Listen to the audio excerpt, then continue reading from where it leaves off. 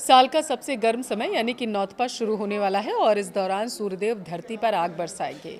नौतपा में भयंकर गर्मी पड़ती है। कहा जाता है कि नौतपा के दौरान सूर्यदेव का ताप अपने चरम पर होता है।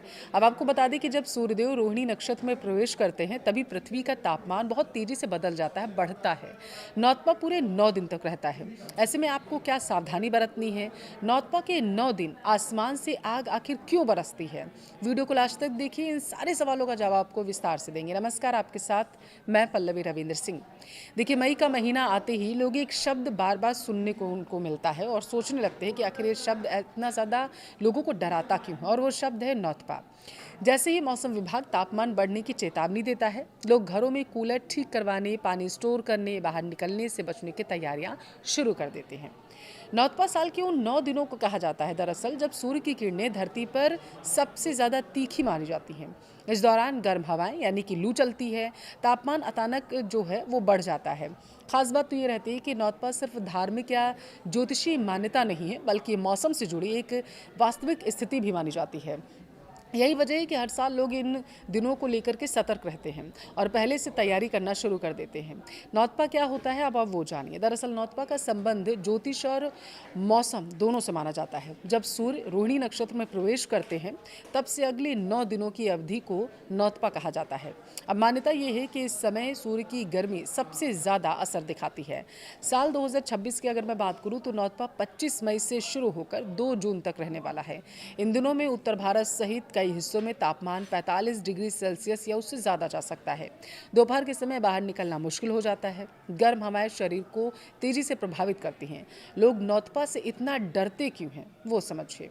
नौतपा के दौरान दरअसल सबसे बड़ा खतरा लू और हीट स्ट्रोक का रहता है। लगातार तेज धूप और गर्म हवाओं के कारण शरीर का तापमान बढ़ने लगता है। अगर समय पर पानी ना मिले या धूप में ज़्यादा देर इंसान रहे तो उसे डिहाइड्रेशन का समस्या होने लगती है। और इन दिनों में अगर बात करूँ बच्चों बुजुर्गों की, तो ये सबसे ज़्यादा बीमार पड़ते हैं। लोगों को सावधानी इस दौरान ज़्यादा बरतनी चाहिए। कई बार देखिए सिर दर्द, चक्कर आना, कमज़ोरी, उल्टी, बेहोशी जैसी समस्याएं भी देखने को मिलती हैं। और यही कारण है कि लोग नौतपा शुरू होने से पहले ही सतर्क हो जाते हैं। अब क्या सच में सबसे ज़्यादा गर्मी इन्हीं 9 दिनों में पड़ती है, वो जानिए। देखिए, मई के आखिरी और जून की शुरुआत वाले दिनों में सूर्य की किरणें सीधी पड़ती हैं, जिससे ज़मीन तेजी से गर्म होती है। और यही वजह है कि नौतपा के दौरान गर्मी चरम पर होती है। हालांकि हर साल मौसम एक जैसा नहीं रहता। कभी कभी बारिश या पश्चिमी विक्षोभ के कारण तापमान थोड़ा कम भी हो सकता है, लेकिन फिर भी इन दिनों को गर्मी का सबसे कठिन दौर माना जाता है। नौतपा शुरू होने से पहले क्या तैयारियां करनी चाहिए? गर्मी से बचने के लिए पहले से तैयारी करना देखिए बेहद ज़रूरी होता है। सबसे पहले शरीर में पानी की आप कमी मत होने दीजिए। दिन भर पर्याप्त पानी पीजिए। घर से बाहर निकलते समय पानी की बोतल साथ रखिए। दोपहर 12 से शाम 4 बजे के बीच बाहर निकलने से आप बचें।